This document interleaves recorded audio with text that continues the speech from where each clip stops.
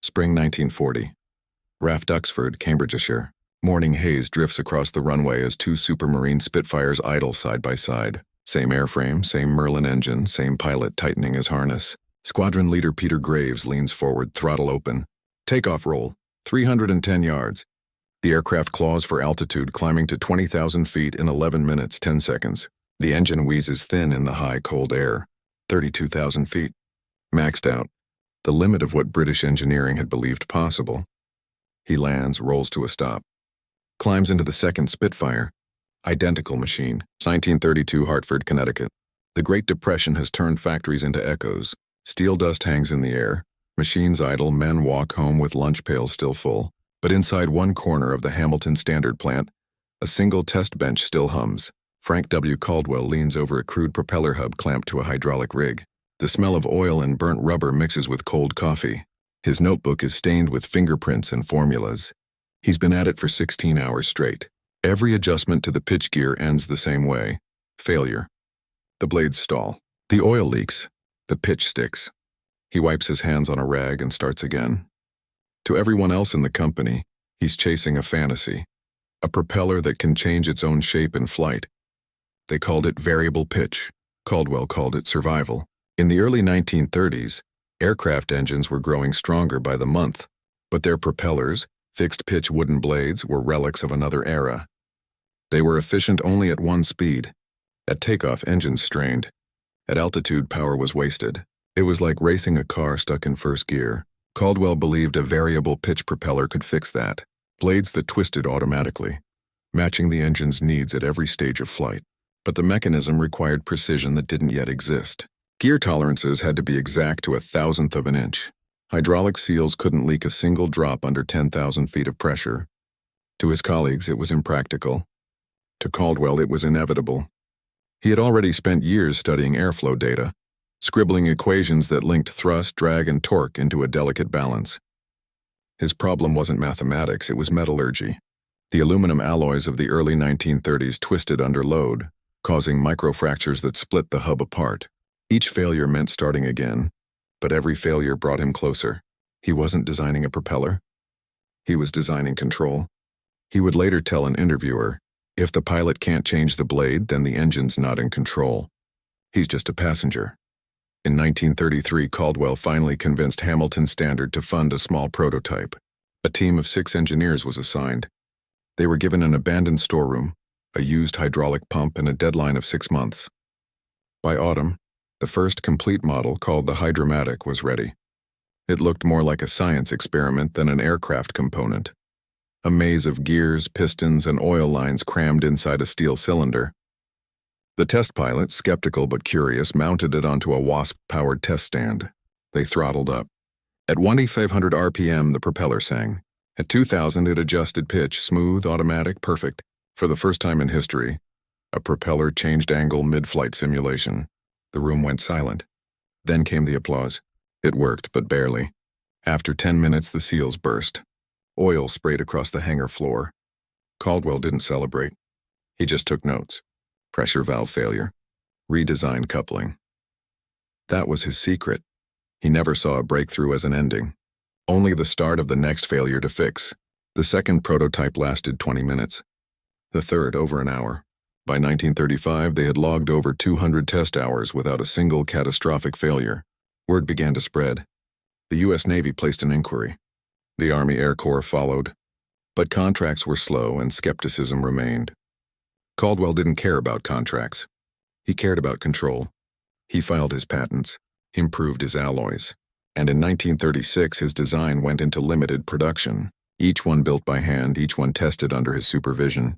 One engineer later recalled, Frank could tell from the sound of the oil pump whether a propeller would pass or fail.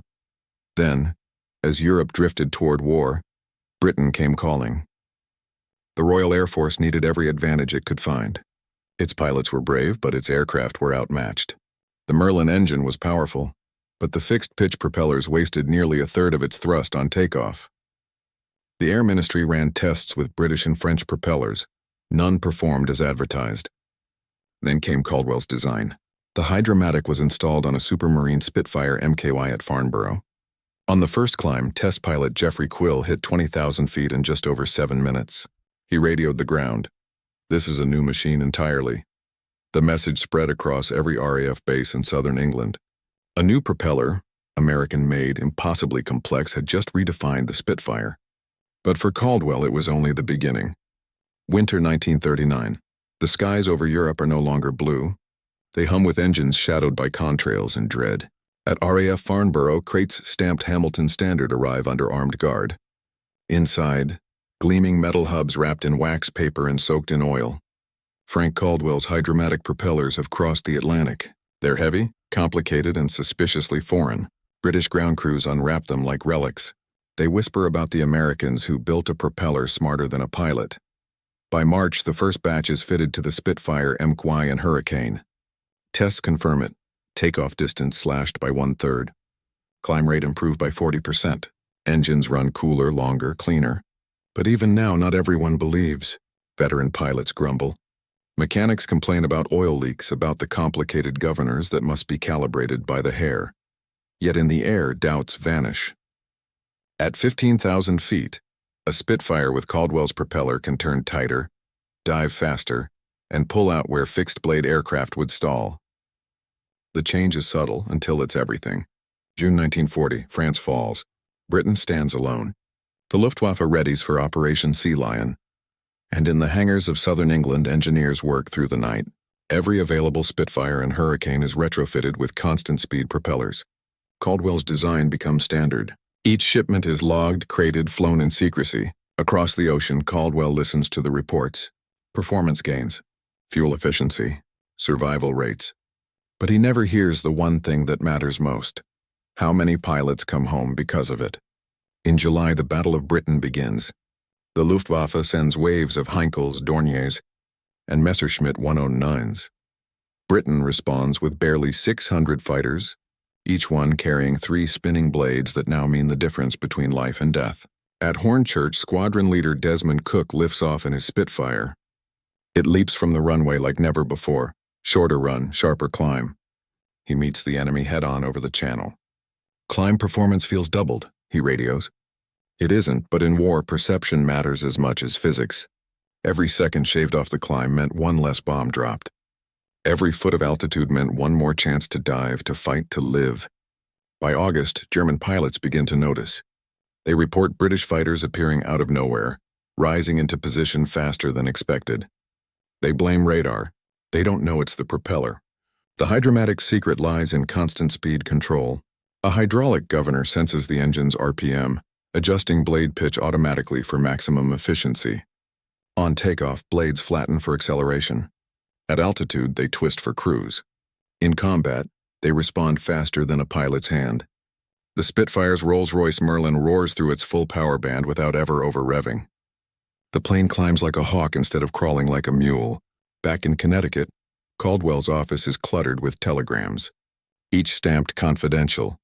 He reads only fragments, performance reports, production orders, requests for replacement parts.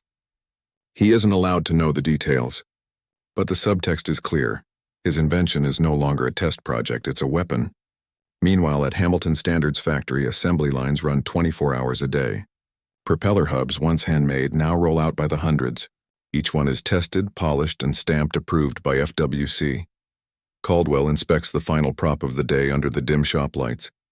His foreman asks, "Think they'll make a difference?" Caldwell doesn't look up. They already are. By September, Britain's victory margins tighten. German losses mount. British pilots hold the line.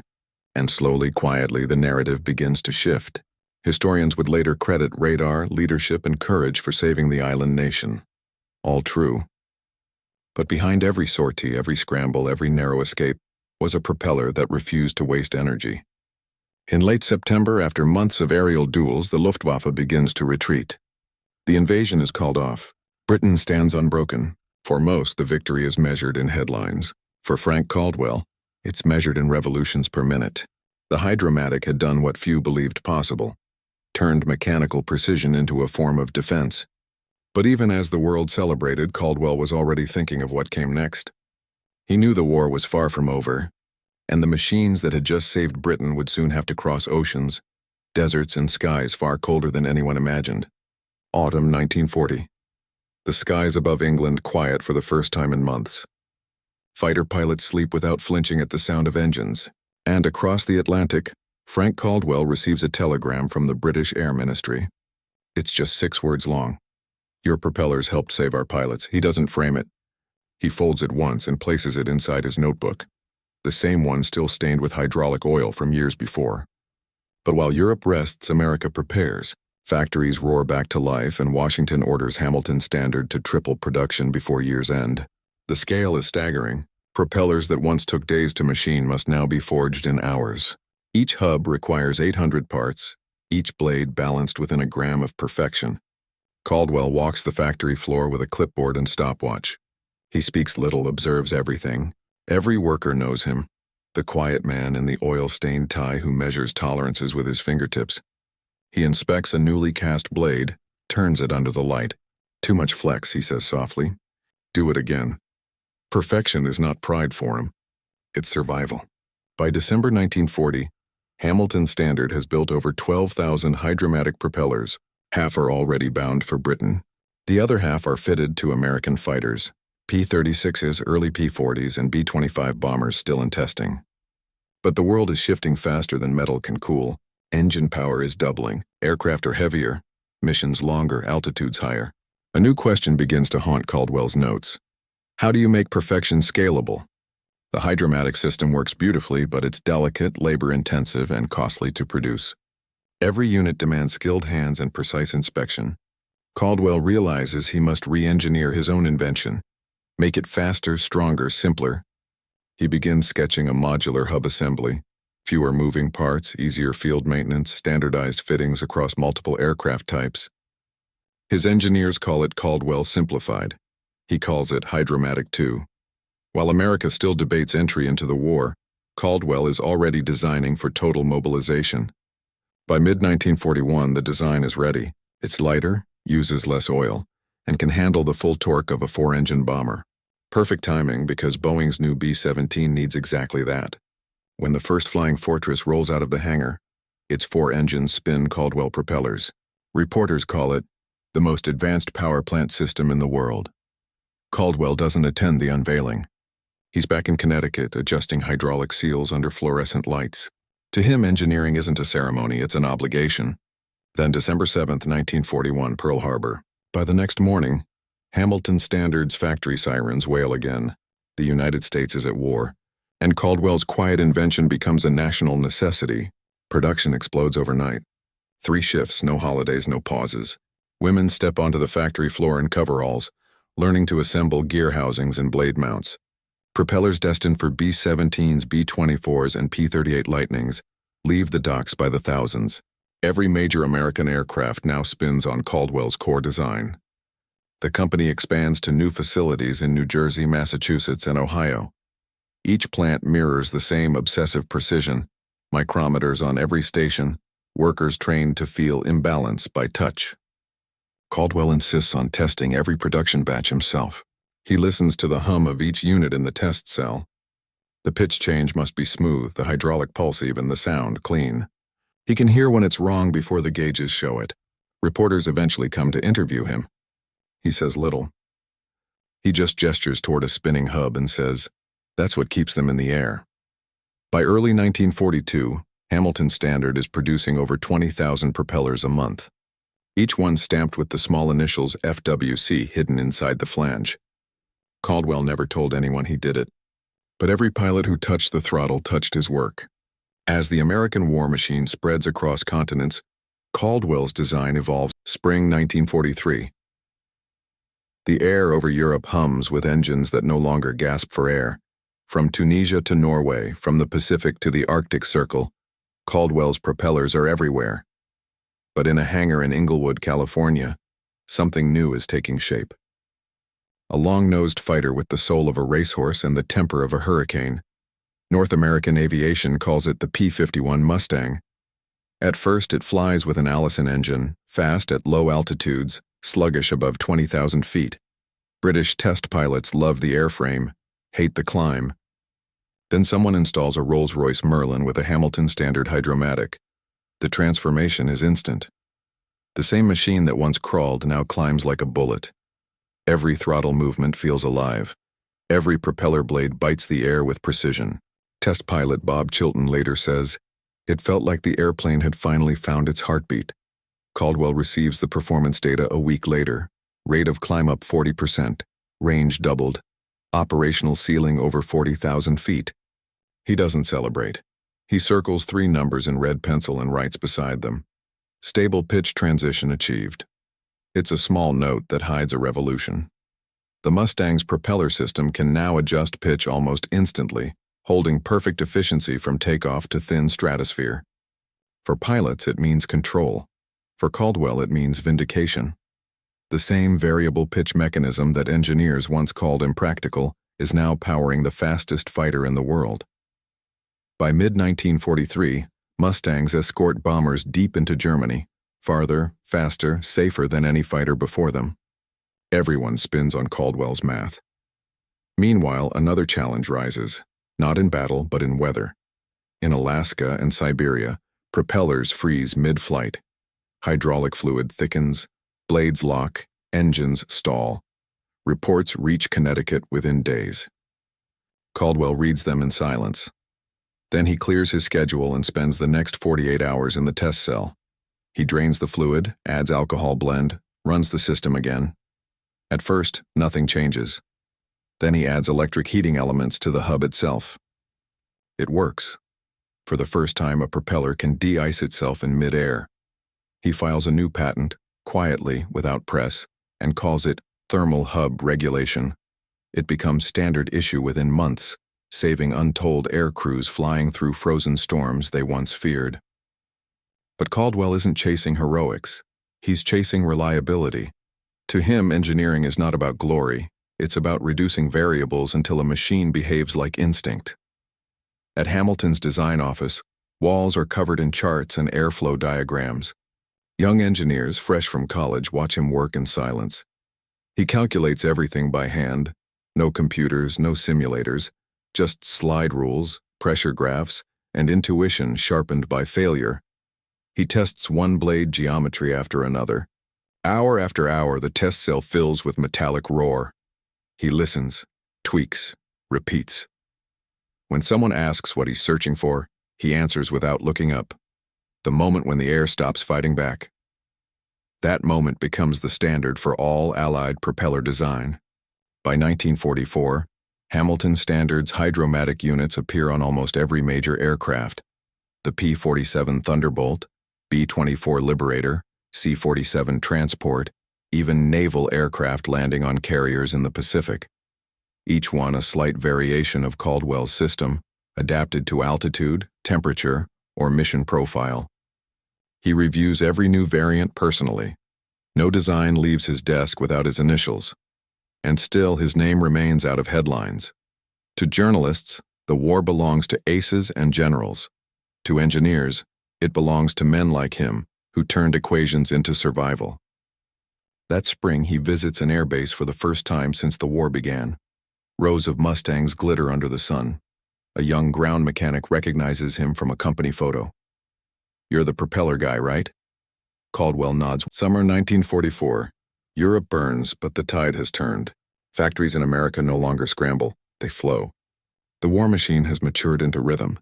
Hamilton Standard runs 24 hours a day. More than 50,000 Hydromatic propellers now leave the assembly lines each month. Every third aircraft in the Allied fleet spins on Caldwell's math. The once small test shed in Connecticut has become a city of metal and motion. Rows of women in overalls torque bolts with precision learned by repetition. Engineers check gauge readings under neon lamps that never switch off. Caldwell still walks those aisles at midnight, his notebook open, his steps measured. He knows every gear, every valve, every failure point by heart. To him, war is not numbers, it's maintenance. A plane grounded by a frozen seal or jammed hub is as lost as one shot from the sky. He orders the creation of field repair kits, small chests of precision tools and spare parts. Each one allows a crew chief to rebuild a hub on the edge of a jungle or in the Arctic snow. No waiting for replacements. No excuses. The idea spreads faster than any order. Within months, every Allied airbase from Burma to Normandy carries them. Pilots stop calling them Hamiltons, they start calling them Caldwells. But Caldwell himself doesn't like that. He crosses. 1946 peace has returned, but the silence feels heavier than war. The hangars that once built weapons now build dreams. Airlines rise from the ashes of bomber fleets, refitting their wings for passengers instead of payloads. Hamilton Standard faces the question every war industry fears. What do we build when no one needs saving? For Caldwell, the answer is simple. We build better. He begins redesigning his wartime technology for civilian use. The Hydromatic becomes quieter, smoother, its blades reshaped for comfort rather than combat. Caldwell spends his days surrounded by blueprints, turning instruments of survival into symbols of progress. The first conversions roll out in early 1947. Douglas DC-4s, Lockheed Constellations, and other airliners now spin his new designs. Each blade hums with a softer rhythm, not war's urgency, but civilization's breath returning.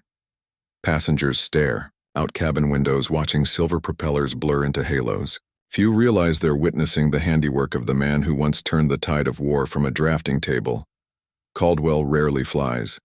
He prefers the ground, the shop floor, the sound of tools. He trusts machines more than clouds. Yet he never stops improving what he builds.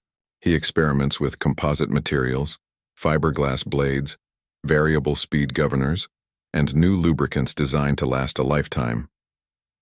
When a younger engineer once asked, "Sir, when will propellers be obsolete?" Caldwell smiled faintly. "When people stop needing wings," he said. By 1948, Hamilton Standard becomes the world's largest propeller manufacturer. Civil orders surpass military contracts for the first time in history. But Caldwell's office grows quieter each year. Meetings move to boardrooms. Decisions are made by men in suits, not engineers with calloused hands. He watches as slide rules give way to typewriters, and ideas are filed as paperwork instead of pencil sketches. He doesn't protest. He just writes less, listens more. In his private notebook, he records a single sentence that no one else will read. Perfection becomes invisible once achieved. He's right. By the early 1950s, jet engines dominate headlines. The age of propellers is fading. Newspapers speak of supersonic flight, Mach numbers, swept wings, and afterburners. No one mentions hydraulics or gears or pitch control. Yet every jet that takes off still relies on the principles Caldwell proved. Thrust balanced against drag, torque tamed by design, air mastered through precision, not power. He watches a test flight of the Boeing 707 prototype in 1954. The engines scream, the ground shakes. But when the plane lifts off, Caldwell smiles the same quiet smile as before. He leans toward a younger engineer beside him. "Listen," he says. The man frowns. "All I hear is noise." Caldwell nods. "Exactly. It's progress learning to roar." That evening, he returns to his desk, pulls open the bottom drawer, and places his old notebook inside, the one filled with grease smudges, test results, and equations written during the darkest days of war. He doesn't throw it away. He simply closes it, as if finishing a long sentence that began years earlier in that oil-stained factory. For the next decade, he remains with Hamilton Standard as a consultant. He trains young engineers, reviews, patents, and attends design meetings where his name barely appears on the slides. But those who know him understand. They see the way he traces airflow with his hand while explaining a formula, as if the air itself were an old friend. In 1960, the company hosts a quiet ceremony. A plaque is unveiled, engraved with 3 words: Inventor of the Hydromatic. He stands at the back of the room, applause echoing around him. He doesn't speak. He just nods once, eyes distant, hearing perhaps the faint hum of those first blades turning in the wind. When he finally retires, he doesn't announce it. He simply stops coming to the factory one morning. His tools remain exactly where he left them. On his workbench, a single note taped to a blueprint reads, "Keep testing. The air always changes." Years later, when historians write about the EUI machines that won the war, His name appears in small print between engine models and aircraft specifications. But the truth is simpler. Every flight that carried hope or fear or freedom did so on the turn of his invention. And though technology moves on, from pistons to jets to rockets, the legacy of precision remains the same. Every turbine blade today still traces his same invisible geometry. Every pilot still owes a debt to his patience, and every engineer still chases his impossible dream to make the air obey. 1965, the world has changed again. Satellites orbit above, jetliners cross oceans in hours, and men are preparing to walk on the moon.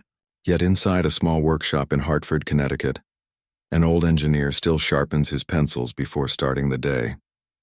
Frank Caldwell is 73. His hands tremble slightly when he draws, but his lines remain precise as ever. He no longer works for Hamilton Standard officially, but the company still sends him memos for his thoughts. He answers each one by hand. No dictation, no typewriter, just ink, paper, and geometry. When engineers from the new jet division visit, they find him sketching airflow diagrams. Propellers? One of them jokes. Caldwell smiles. Air doesn't know what century it is. He still teaches at a local technical college once a week. Students crowd his classroom, expecting stories of war and invention. Instead, he speaks of patience. He tells them, the difference between a good engineer and a great one is that a good engineer solves problems. A great one prevents them. He draws 3 lines on the board: thrust, torque, and lift. Every design lives between these, he says, and every mistake hides where they meet. He pauses, listening to the rain against the window. You won't understand now, he adds softly, but one day you will, when something you built saves someone you'll never meet. For a moment, the class is silent. Outside, thunder rolls like engines starting far away. As the years pass, Caldwell's influence only grows, quietly, invisibly. Hamilton Standard merges, expands, evolves. Its technology shapes the first turboprops, then contributes to early jet control systems. The company's new engineers still reference his equations. Some don't even realize whose they are. By 1970, propeller-driven aircraft have mostly vanished from the skies, but in rural towns and small airports his designs continue to hum faithfully. Old DC-3s, cargo planes, crop dusters, all still flying, all spinning the same ideas born in that oil. Present day. The sky looks the same, blue, infinite, and silent, but every sound that breaks it still carries a trace of one man's obsession. At 36,000 feet, a Boeing 787 cuts through thin air above the Atlantic. The hum of its engines is constant, almost hypnotic. Passengers red sleep stare at screens. None realize they are surrounded by ghosts of old ideas. Caldwell's geometry hidden inside the swirl of turbine blades. Each fan disc inside that engine is not so different from his propeller. Pitch control, airflow angle, torque balance, all evolved but never forgotten. Modern engineers study digital models, run simulations with millions of data points, and yet, when they refine a design, they still whisper the same old mantra: smooth the flow. It's the same phrase Caldwell wrote in his notebook in 1933. He didn't invent flight. He made it precise.